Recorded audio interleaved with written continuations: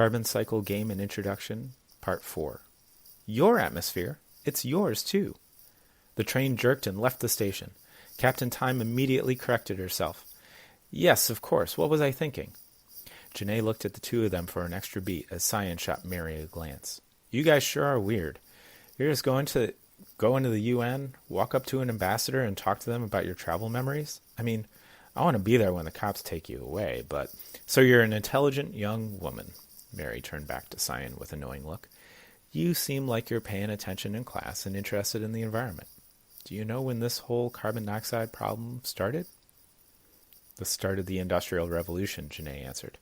Right. It was around 1870 when some big decisions were being made and people were figuring out how oil could be used to make energy.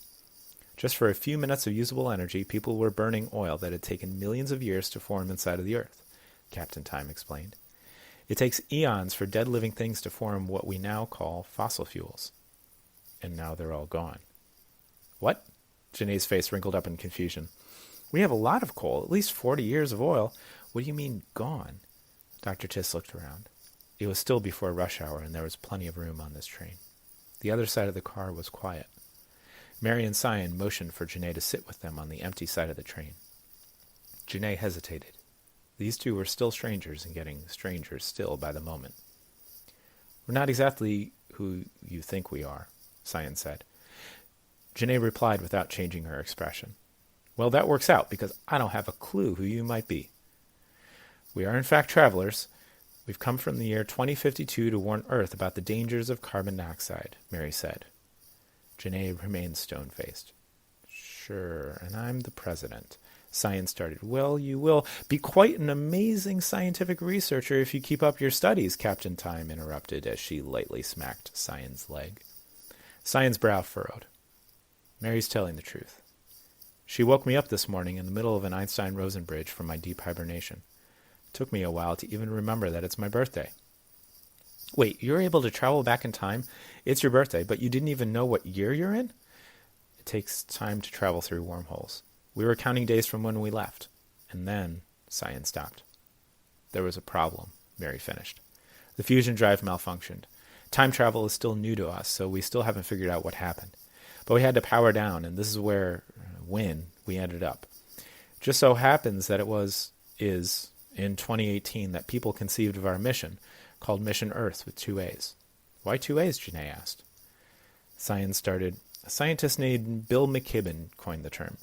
He said that we're no longer living on Earth because of all the changes humans have made to the atmosphere and environment. Now we're living on Earth.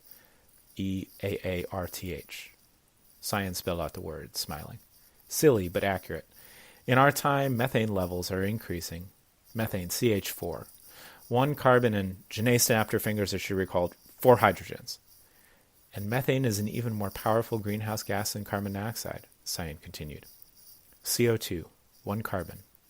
2 oxygens, and it's made during cellular respiration when oxygen and glucose are used in order to make energy.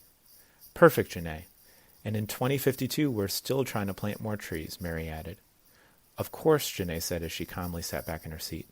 The speaker on the train barked out the next stop. Trees are producers. They take up CO2 and put oxygen back into the atmosphere while making glucose, 6 carbons, at the same time. Everything loves glucose. Yes, the carbon in glucose ends up being eaten by animals when they eat plants, or by secondary consumers when they eat those plant-loving primary consumers, Mary said. So if you're planting so many trees, then why do you have so many problems with methane? Well, we started running out of available resources. We had to open up all the landfills, and when we did that, tons of methane escaped into the atmosphere, Dr. Tiss explained. Because of decomposition, right? Bacteria and other things eat up dead organic matter in the trash and fart out methane. Janae sat up straight, very interested in where this conversation was going. Exactly. We had been trapping and storing carbon by cutting down and burying trees, then planting new ones. But when we had to open up the landfills full of garbage a few years ago, it reversed all the progress we had made. Captain Time looked sad.